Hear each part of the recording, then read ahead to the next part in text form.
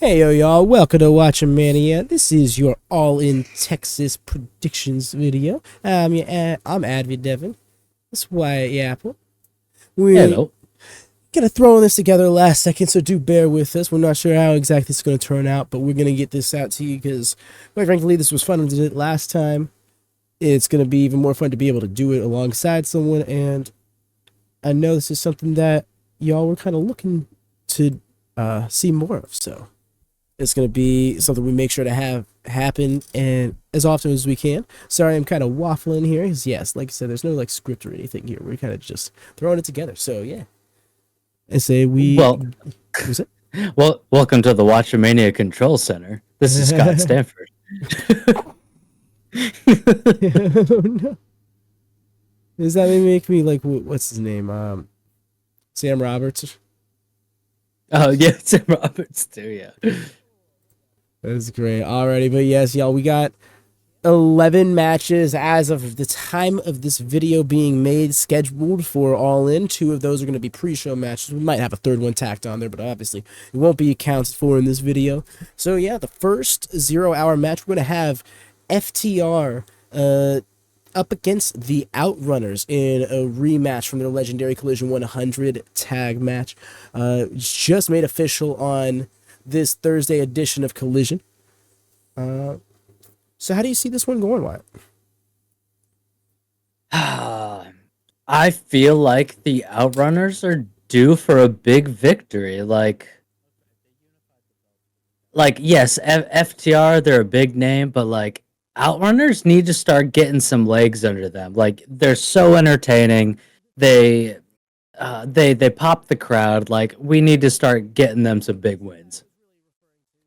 No, I really agree here because, like, especially having this rematch so soon, I feel like they need to get a win, and I don't just want to see them like squeeze out a win. No, I want to see them like claim a definitive victory over FTR.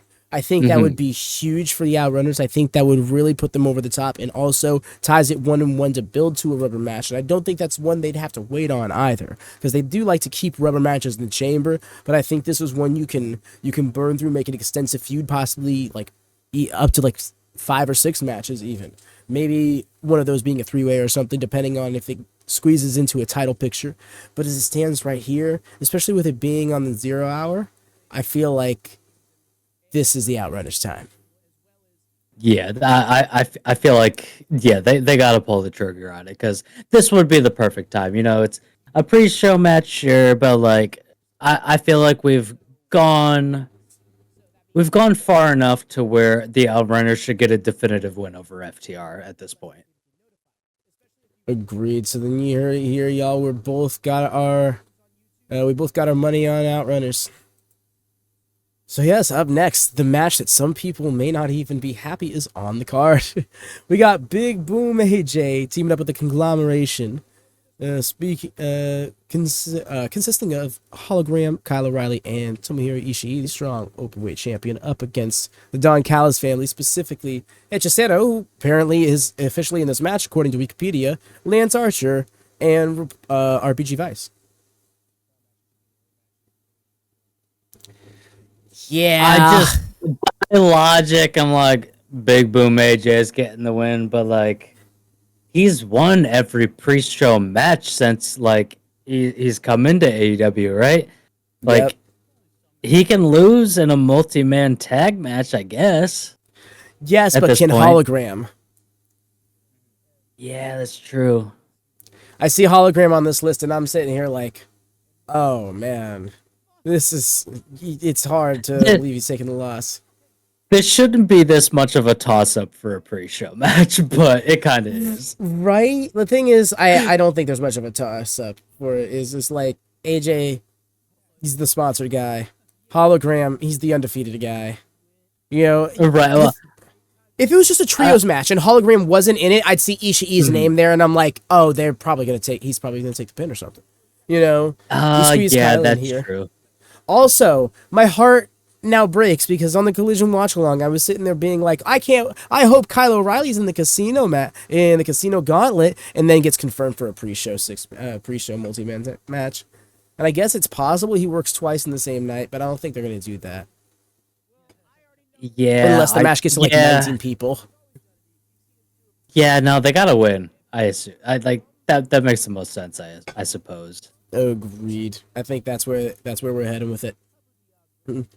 Alrighty then, we heading on over. Wow, I'm gonna try and switch up this listing a little bit here. So we'll start from the top instead. We're gonna go with the Trios Championship match. We got the Ops consisting of Shibata, Hobbs, and Samoa Joe defending the titles against the Death Riders, consisting of Claudio, Wheeler, and Gabe Kidd. You see, this one's hard for me personally, mainly because I want the Death Riders to win it back. Yeah, but also, is this the night the Death Riders are going down? No, you're so right. For them to win titles and then that happen, unless this was going to be like an overthrowing the king kind of thing. Okay, yeah, okay. Oh, this is a tough one. I know. It shouldn't be a tough one, but it is. Literally, dude. I'm like, You know what? I'm not gonna spoil my answer for later, but I'm going with the Ops winning. Yeah. See, when it comes to the predictions league, I definitely want to go with the Ops. But I do kind of want to see the Death Riders get the titles and see what it looks like when Mox is Mox is not champion. Fair. Which I guess is kind of giving myself away, but yeah. We'll see on opposite sides of this. I'm with Death Riders, you're with the Ops. See how that goes. Fair. All right, we got Hurt Syndicate defending the World Tag Team Championships up against Jet Speed, consisting of Kevin Knight and Speedball Bailey, and the Patriarch, consisting of Chris Cage and Nick Wayne. It feels like it's going to be a Patriarchy win, based on how things have been going.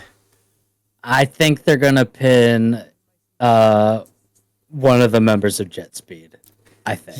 Yeah, it feels like that's the way it's going to go, you know? I mean, they could swerve us. MJF messes up. Ooh, I see. Yeah, no, I could see MJF trying to get involved in the match as well. I guess it depends on whether or not it goes before or after the Casino Gauntlet. Right, but I also see like yes, there's a lot of tension with MJF and the rest of the Hurt Syndicate, like there has been since the start. But is this too early for him to mess up in that heavy of a way to, persuade the rest of the group like this was a mistake? Yeah, I'm thinking that MJF could be the catalyst of that, and then it results in like he tries to turn on them, but then gets beat the hell up because they saw it coming. Mm-hmm. I think that would actually make for a great moment. Be like we saw your turn coming, a failed betrayal. And honestly, if Hurt Syndicate are gonna lose the titles, it has to be in a multi-man match. I'm sorry, Shelton and Bobby should not get pinned. Exactly. That's where it really comes from, dude. It's like, oh man, you can't really afford it. Like, we already saw Shelton Benjamin get pinned by Kevin Knight last week in that three-way match on Collision, Collision 100. True. But there was a lot of circumstance that went into that. He was very protected in that. He took like 3 moves before he got pinned. And even then, he's the one to pin out off that team, and you don't want to do it too many times because Shelton Benjamin came in like such a unit, and you don't want him to just fall that far behind Bobby, Yeah, and I could totally see Christian like squirreling his way in, picking the bones, or like even picking the bones, but like offering it to Nick, like pin him. Ooh, no, I like that. It'll definitely be one of those things where like make daddy proud, father.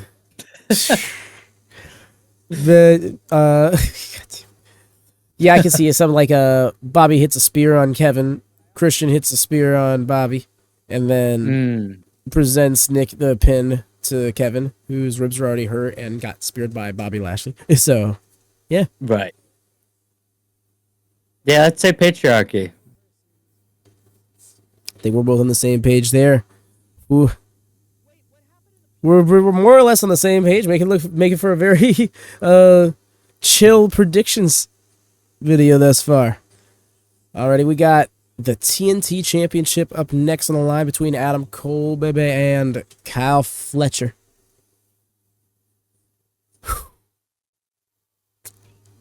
The writing's on the wall for a Fletcher win.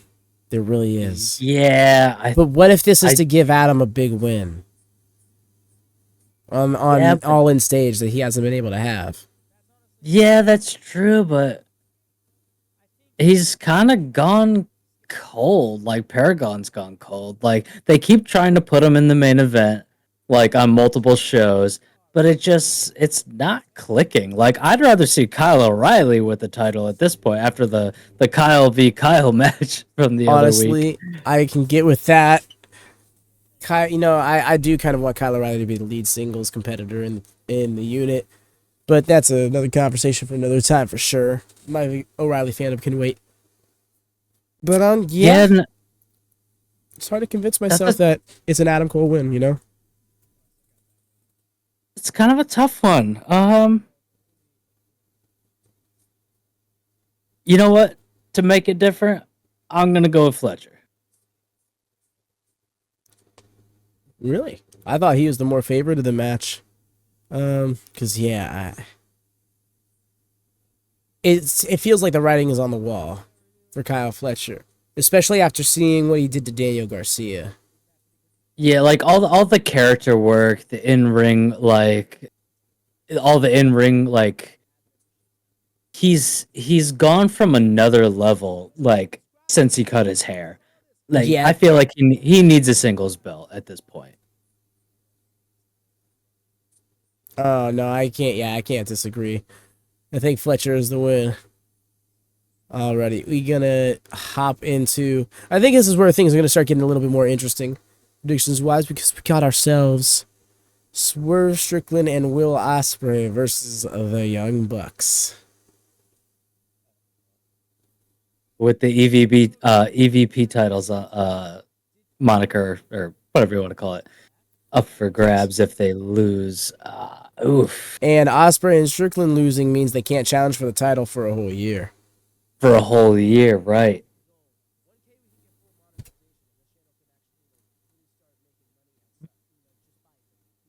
I know. I was struggling with this one. It depends on the main event. Also, I feel like Mox Hangman. I mean, Mm-hmm. oof.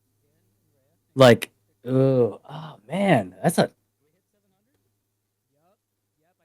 I think, despite AEW Avengers Assemble, the Bucks get the win here. yeah. I'm also leaning more towards the Bucks, and if they wanted, okay, long-term booking, I could totally see like Will getting pinned by the Bucks, right? Swerve Mm. being pissed, and eventually he just goes on a Swerve goes on a tear, and then Hangman is like so like fed up with it, they get back into that rivalry again, Mm-hmm. and Hangman just blows up, and he's like, you know what, Swerve, I don't care about the year-long non-title show, I want you at whatever show.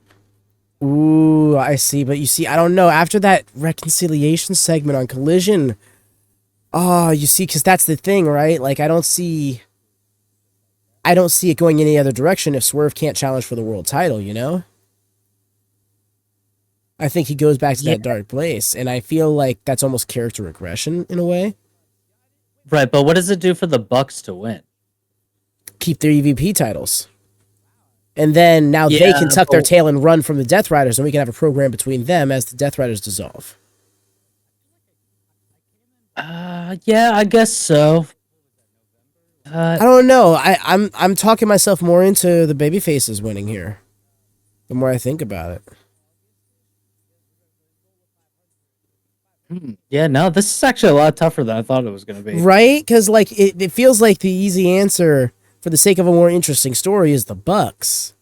But yeah, AEW Avengers Assemble can be just like fully slaying all the beasts. Right. I don't know why. I have a feeling Osprey's getting pinned in this match for some reason. Like he's gonna sacrifice himself, and Ooh, that'd be wild because Swerve would not like that.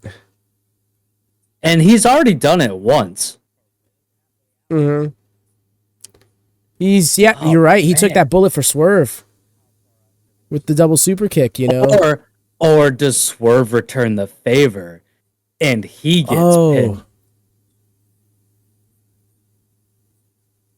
Oh man, this Oh could go so many shit. different ways. No, you're so right. No, because that clicks because what if the growth for Swerve is not being able to challenge for the world title and not going to those darker ways to try and cut corners to it?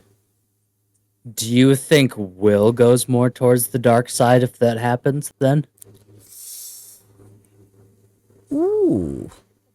I don't know. We might have to relabel this video as like a theory video instead of a predictions video. Oh man, there's so many different parts to this match. Oh man. I think the Bucks take the win then. I feel like it'd make such a more interesting story if the Bucks win. Yeah, no, I hear you there. I'm just like, I don't know.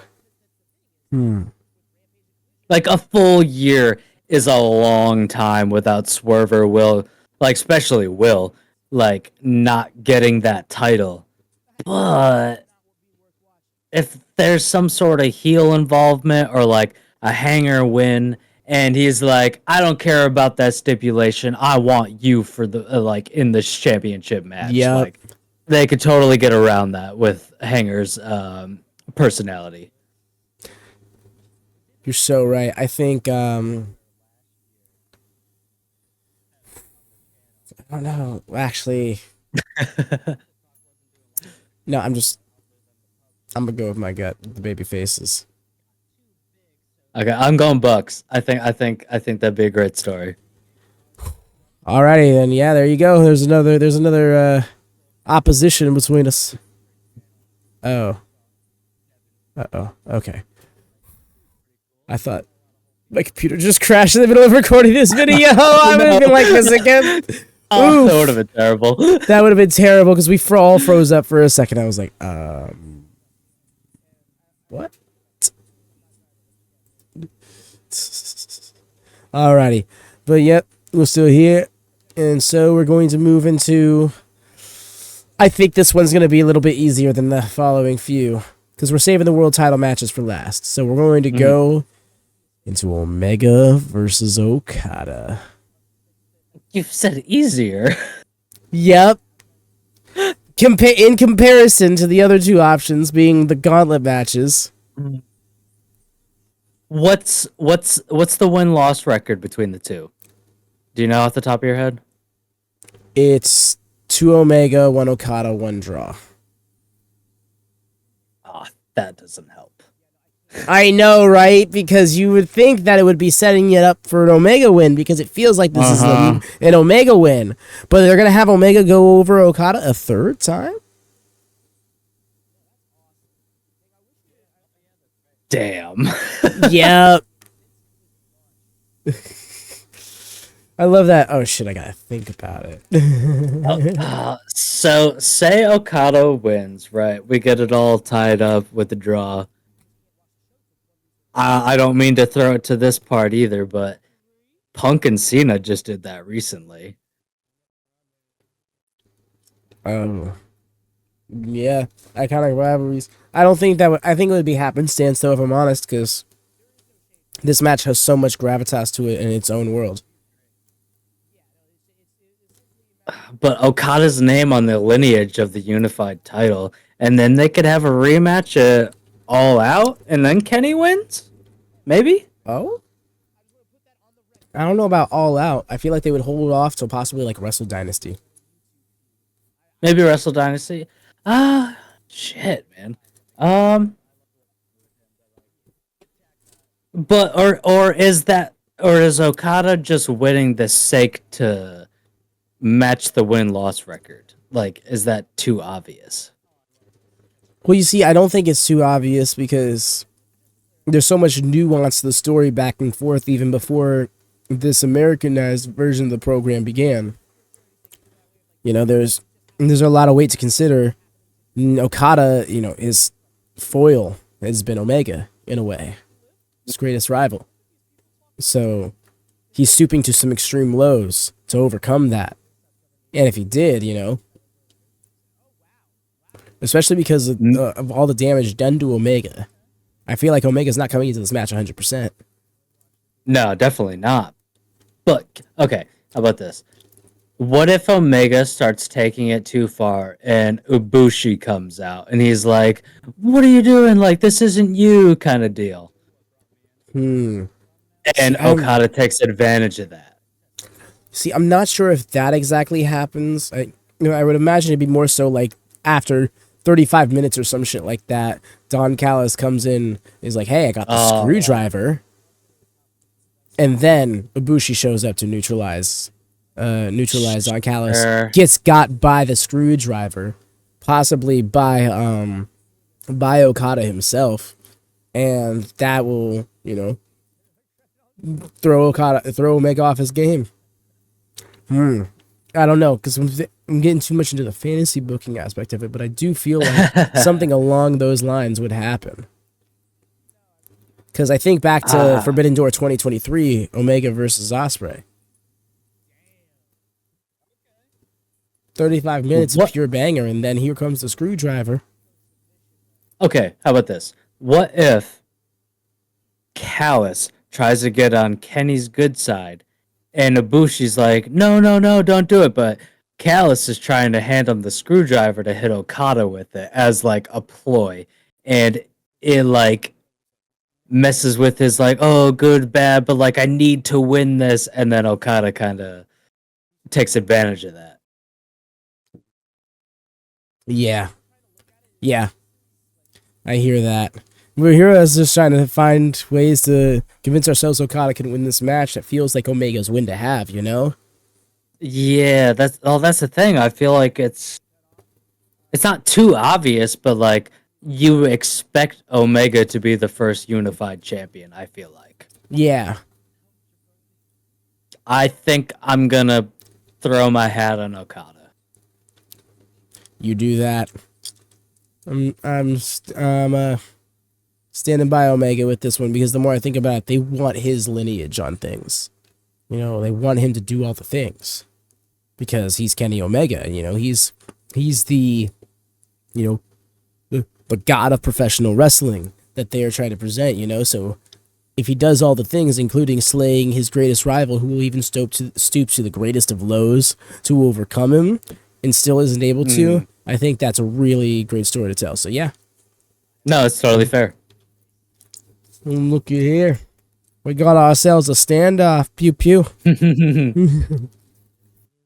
Alrighty.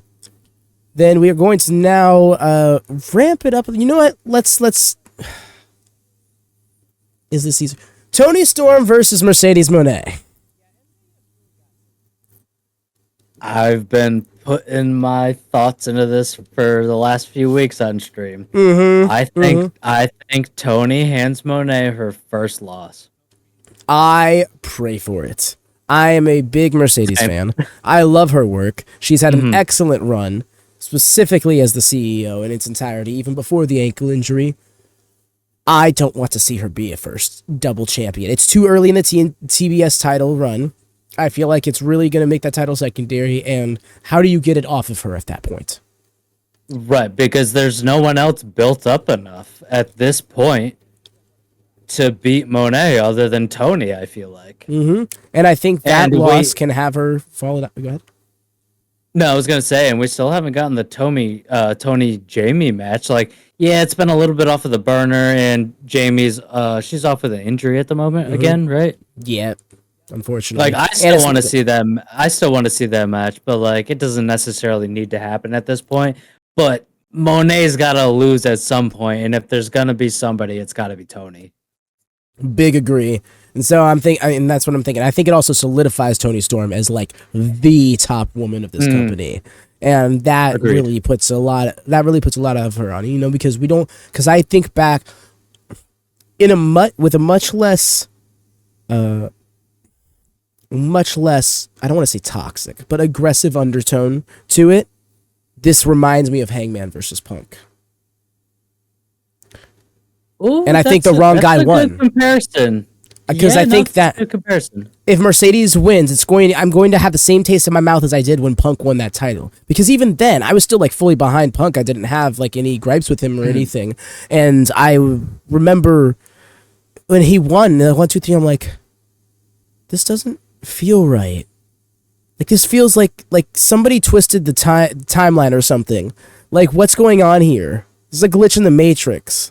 You know, like I fully expected Hangman to defend the title, and it was going to send Punk onto a heel run that would have then have him challenge for the title once again, or at least have him start showing heel's tendencies and then fully turn in a rematch against Hangman. Right, and if Monet wins, the internet's gonna have a fucking field day. Yeah, and you know, fuck them, have their fun. But that's my mentality on it. Yeah, but like, I still feel like it's Tony's win to have.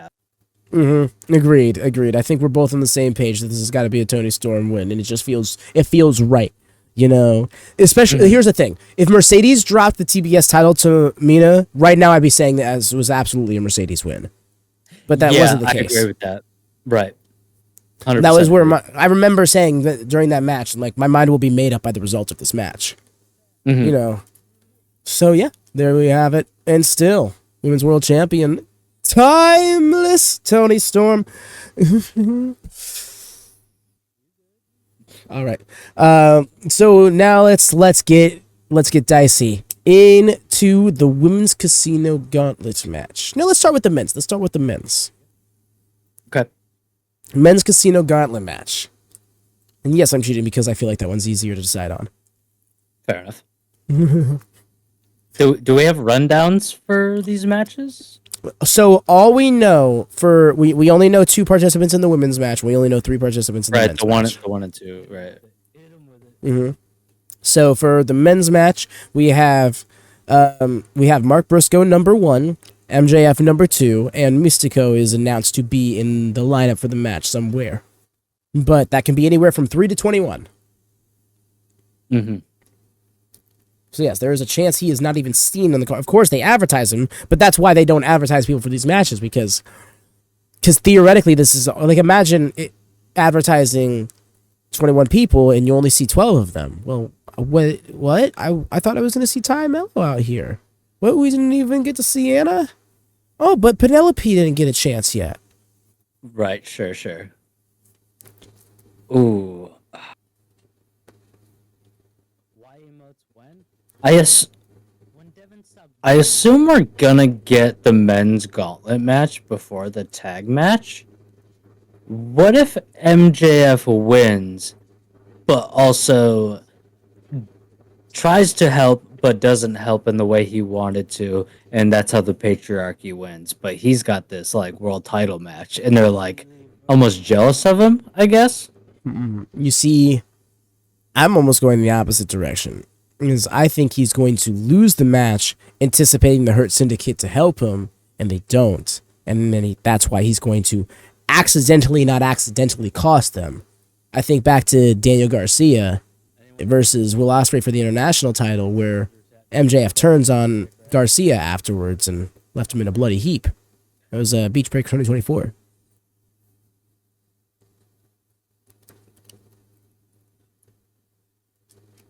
It's just a tough one because you don't know all the participants. That's the hard part. Right? We didn't know Christian Cage was going to be in it, let alone win. Right, true. Yeah, it's hard to base it off just the 3 announced. Yeah, that's why I was like, we're going to save these ones to last, because we really got to brainstorm on this, you know. Who can we see? Who can return? Darby Allin. I was going to say Darby as well, but do we really want him to return here? Yes, because why was he getting the for a future world title match? Oh, okay. Yeah, no. Yeah, okay. Mm-hmm. And possibly a Pac return as well. Although I feel like they would have just have him be in the trios match then. And then have Gabe be in the singles match for the pop. Wouldn't be surprised if we see another ZSJ pop up. I don't think he's winning though. Oh, there's so many variables that it's hard to pick. No, I don't know. I'm feeling like it's going to be Darby. Yeah, no, that's Because I think back to the world title. Do you remember how he won the world title match that he then lost to Mox? Absolutely. He's been lined up to take the title off of Mox. Well, I'm just saying, it was a battle royal.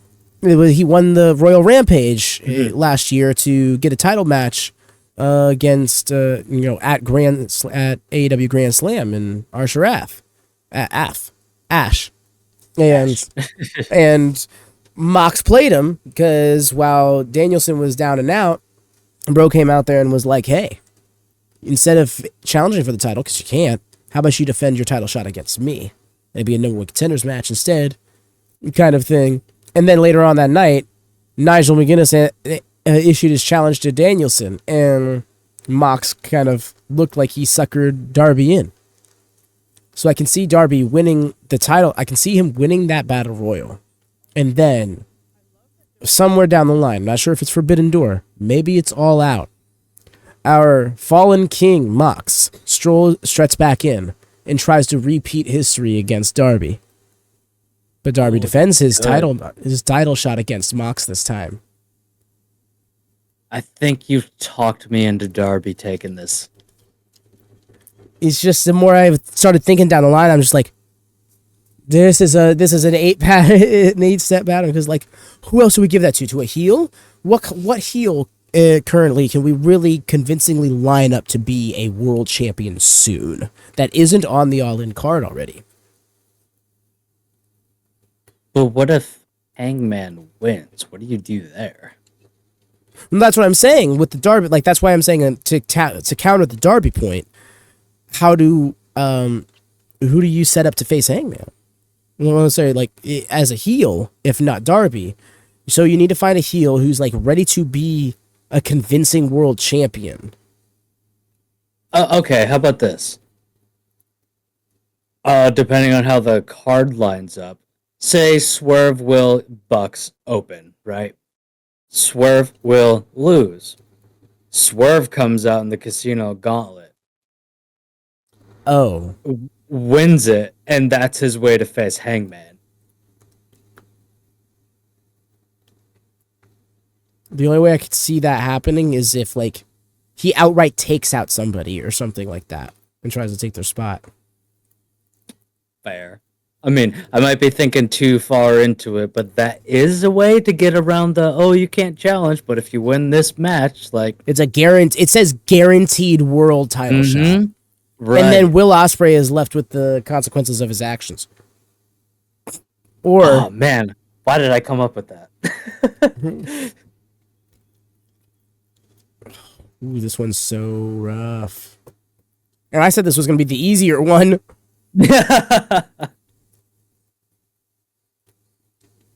You see, honestly, I think, because I'll get to that one when we get to it. But I just thought about the Casino Gauntlet for the women's, and I'm like, oh no, why do I feel like it's going to be a relatively uninteresting one based on my thought process for it? Because I think, anyways, here on the men's one, yeah, I'm locking in my pick. I think it's Darby. Yeah, it's got to be Darby. You sure you're not just following my lead on that one? No, because now I'm like, what if Swerve wins? Well, even removing them out of the picture, like, who? Well, that's what I'm saying. Darby would be my second pick if that were to be the case. But that's such a specific case. I think I might play it safe and stick with Darby. Alrighty. I'm running my coattails, but then you say I big time you. Okay. Let's see how it is. Are you serious? Wow, I can't have the same opinion as you? Wow. No, can't. Don't you know that legally my opinion can only ever be owned by me? See, that's what's gonna turn the. I have documentation right here. Opinion TM, best opinion alive. Yeah, well, that's why the fans want me to overthrow the kingdom. Let's go, Dev. Got the best opinion alive. Let's go, Dev. I can't. No, it's so funny because the way that parodies what people actually think of me is ironically hilarious because I wasn't even trying to do that. So yeah, we got the men's casino gauntlet pick. The women's casino gauntlet pick, Megan Bayne wins in like 4 picks. And I'm going to hate it because I want to see a bunch of women in this match, and I hope I do. Maybe Megan Bayne still wins and just lasts it all. I think this is a Megan Bayne win because who else challenges Toni Storm, assuming she is the women's world champion, after, on the other side of the show? Who's confirmed? Megan Bayne and Chris Statlander. Okay, I don't see Chris. What if we get a Ruby Soho, like, from the Outcast thing? Oh, I see. Ruby and Toni would be interesting because that would come back around so full. Oh, Right, because then that can lead into Jamie and Toni. eventually, yeah. No, you're right because it depends on when Jamie can get back. But in an ideal world, she gets back, runs the feud with Thegla.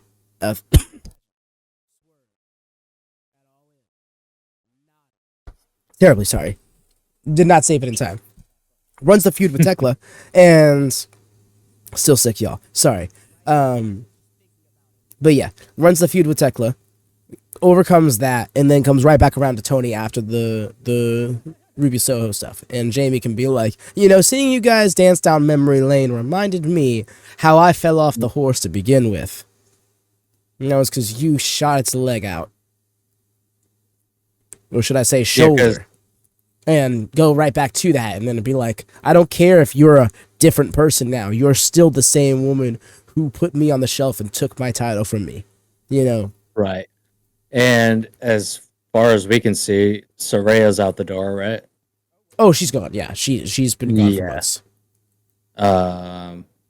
So the Outcast, going back, revisiting the Outcast stuff would kind of be a risk in some way in that regard. But I think I don't think it's a risk because it's not like they're against bringing it up, but it's just like you have that missing void to it that could help really dimensionalize the story. Right. I think Soho would be a really good surprise entrance in this because I feel like not a lot of people have really thought about that. And it ties into the Toni story before she, kind of lost her shit a little bit. Yep. And to be fair, Ruby was there when she was losing her shit. She watched her lose her shit.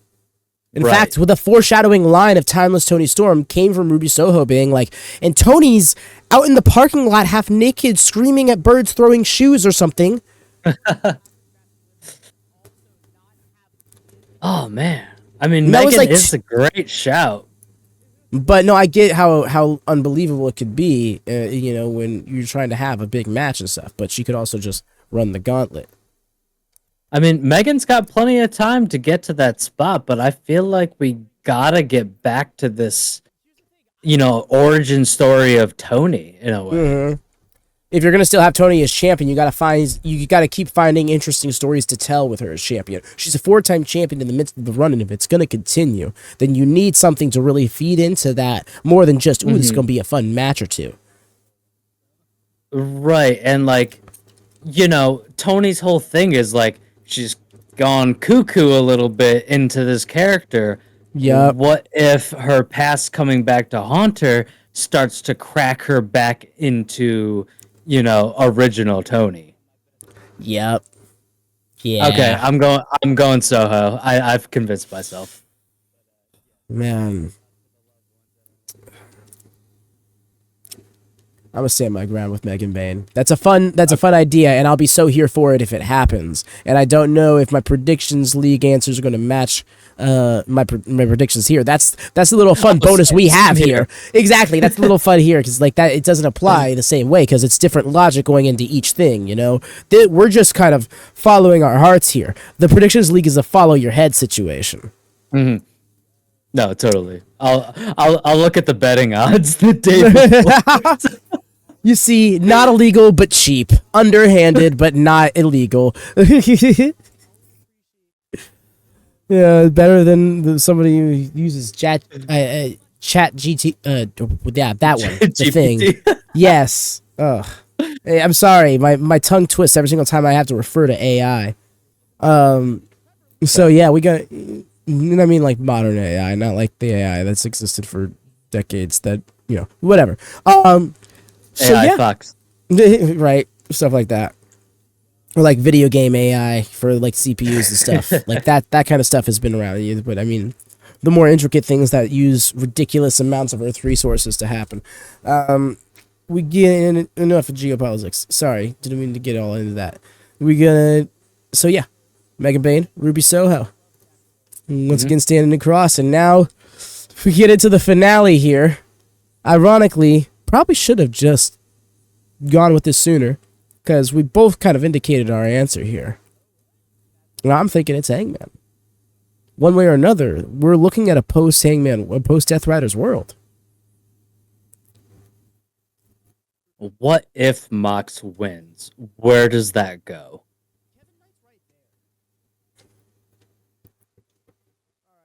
Ooh, there's a lot. That immediately demands an answer to several questions. First off, who won the grudge tag match? Number two, who won the trios title match?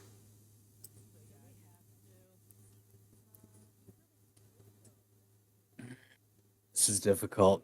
Like, it's easy to say Hangman, but it is a little difficult.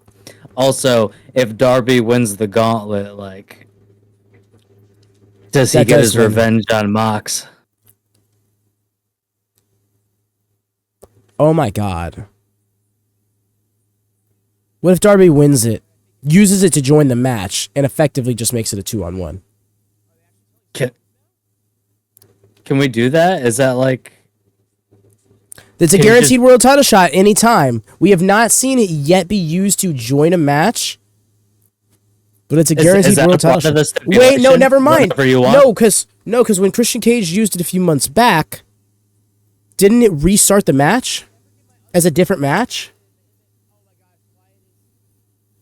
It was basically treated like a Money in the Bank. It was just a It is. contract. No, that's exactly what it is. No, it definitely is. But I'm saying, does it? I'm trying to remember. Did it technically end the Cope Mox match and become a Christian Mox match, or was it a 3-way match all of a sudden? Let me look that up really quick, because that will answer our question. Yeah, no, I don't actually remember how that went. But like, also, I don't see Darby taking that way out unless Mox wins and then he comes out and he's like, "Nah, I'm taking this back to the people," kind of thing. Yeah, exactly. Oh, yep. No, it became a 3-way match. It did. Okay. Ooh, that stirs it up a bit. But yes, then it become. But I do. Here's the thing. I've never seen a 3-way last man standing match ever. But I can only conclude that the logic dictates it's an elimination match. So that's where it throws it off for me with that prediction, because like, was Darby gonna lay down? Because the idea would be that Darby's doing it to assure Mox doesn't win. And I could totally see like Mox and Hanger doing some crazy spot, and then all of a sudden Darby's on top of some crazy shit, and he's like, "Oh, coffin drop," and then he fucking gets to his feet by the end. Yup. So yeah, I don't think he needs to cash in to be involved in Ooh, the match. no, I don't think so. Um, You oh say man, cash in, this throws my previous answers in a loop now. right? Where it's like all of a sudden it's like you see, that's the thing is to entertain a world where Mox wins. He's not going to be the only one on his side who then won, right?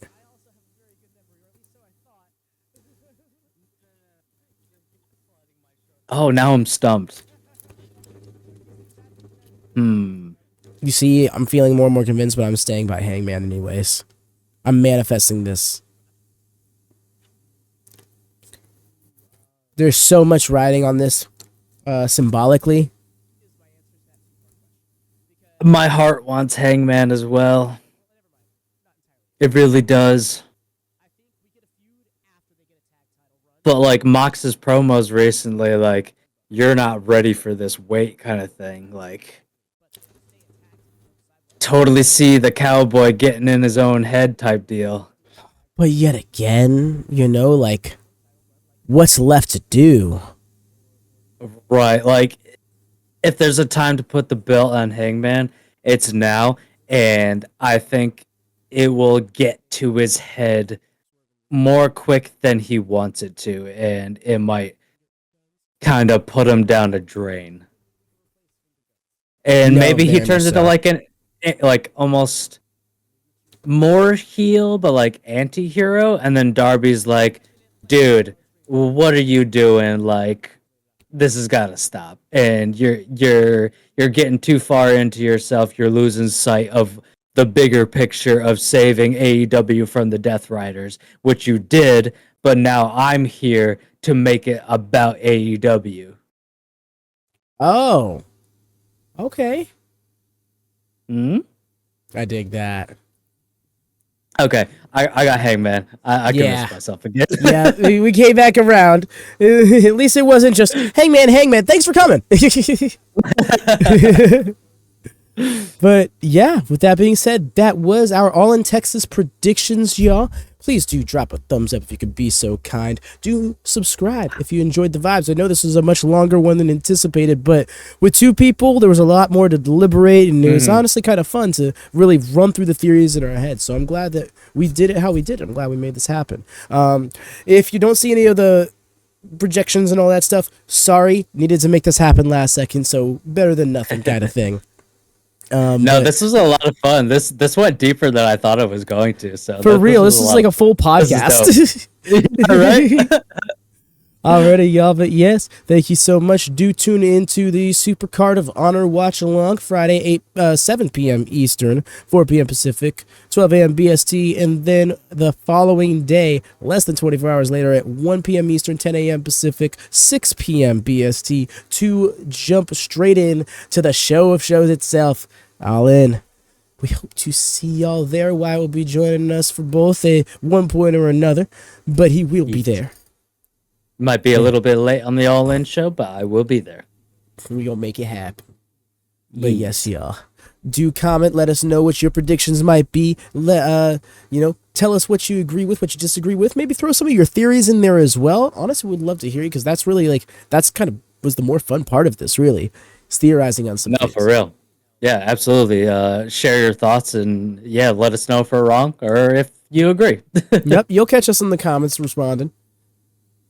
But until next time, y'all, take care. Happy wrestling. Peace.